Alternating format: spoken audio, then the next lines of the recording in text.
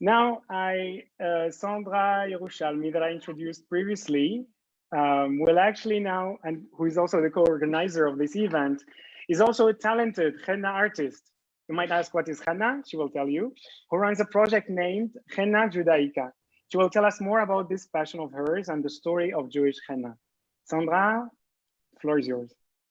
Thank you. So, hello everybody. Bonjour.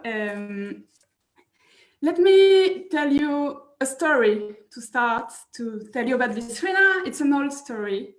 It's the story of a traveling plant, the story of henna. Henna indeed is a plant. This is a plant that we take the leaves, we make it dry, and we take from these dry leaves, we make it a powder and we make it a paste. This paste, this is mostly what we use. It can be also used, as you will see, as a dye and so many more. So henna is basically a plant that has traveled around the world.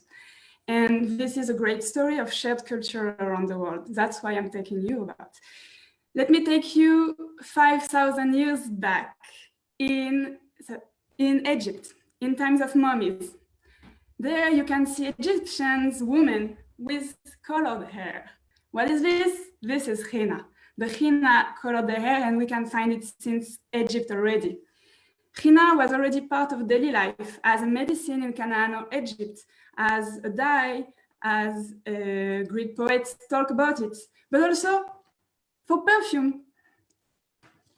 I told you it's Jewish, right? I told you. So we can actually find it in the Bible, in the Shir HaShirim, Song of the Song. We find the first word we find about it is kofer in Hebrew. In the Shir HaShirim, we find kofer, and this is a plant that is described here, and it's probably the same plant that gives to the woman of the Shir HaShirim, it gives her head like purple. But not only in the Bible, also in the Talmud. The Talmud, which was written between 1st to 6th century, from Mishnah to Gemara, already there we find Jewish sages talk about henna as a dye, as a medicinal ointment, and an agricultural product in the land of Israel. So it's a very useful product. And before Christian era, we use it a lot, and then it starts traveling around. And actually, mostly when Jews start to move, because as we know, Jews move a lot, and they move off for trade or because of history. So in the 13th century, the Roman emperor brought Jewish dyers from Gerba, Tunisia, to Sicily. And then they can grow the henna plant. Then the henna move already.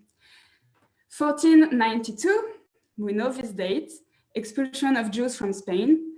Then the Jews fled with their henna expertise as well, from Spain to North Africa. Now in India, we're moving, a century later. As the rule of Mughal Empire begins, it facilitates the spread of henna tradition from Persia to India to the world. And in the last decades until today, the immigration of communities using henna creates a new interest for henna in popular culture, and especially for celebration, because that's what it's mostly known for since the origin already. In pre-Islamic Arabia, in the 9th century, Muhammad ibn Habib, the Islamic author, already wrote about pagan women and Jewish women celebrating with henna. Persian poets also mentioned hennaed hands as a sign of beauty. In the 12th century in Sicily, Christian women now celebrate Christmas by hennaing their finger. And in Egypt, we find ketubot, the Jewish wedding contract, that talks about a pre-marriage ceremony, a pre-marriage henna ceremony. And this is the heart of the story, weddings. Henna was the heart, and maybe is still, the heart of marriage ceremony in Middle East. And it was indeed a common tradition in Muslim and Jewish weddings. And knowing that in the 19th and 20th century, a big part of the Jewish community in the world was in Middle East, that's how henna and henna ceremony is still a thing today. Now, why? Why do we talk about henna for wedding? Let me tell you about 3 mitzvot, the Jewish commandments, which are the foundation of Jewish households. First is challah. It's when you you separate the parts from the Shabbat bread when you prepare. Second is nida. Nida, the Jewish laws of couple purity. Third is adlakat nerot, when you light the candles before Shabbat enter. Those 3 mitzvot are they are often assigned to women, but they actually are upon the couple. That's the mitzvot who make a Jewish home. And now, if you look at it, in the Hebrew word henna, you can find here challah, nida, adlakat nerot, the 3 letters of the 3 mitzvot. So that's one, of course, only one of the reasons why henna is so much used for Jewish weddings, because it's brought as a symbol of luck in Jewish wedding to bless the couple and in their future life. So that's why I decided to bring back this Jewish tradition, this tradition of Jewish henna, with my henna judaica.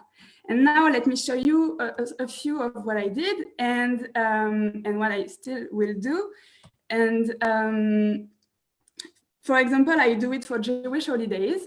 So like for Pesach, these are the 3 that I did, writing the 3 symbols of Pesach, matzah, and maror. And I look, for example, also for Hanukkah, if it wants to. For Hanukkah is actually the best for this. Hanukkah, you can do spins, you can do Hanukkah, and so many stuff, so many symbols. Also for Purim, also for Tu B'Shvat, everything is good. But also for everyday life. More seconds on that. Yeah, a few seconds to tell you that we can do also for to bring Jewish values and to bring Jewish names. And it's a great way to put, to have a Jewish identity with him and with you. And it can be done as for men as for women, as some of you know. And I will live henna, not on you because you're not here in quarantine with me, but on my roommate that will join. And you can check while there will be music with the great Chen El-Maliach. You can check my video and check how is Jewish henna. This is the end of the story for today, but hopefully not for every day. Wow, that was so enriching, Sandra. I didn't know a lot of what you said. I knew henna, but not the story of henna. So thank you for that.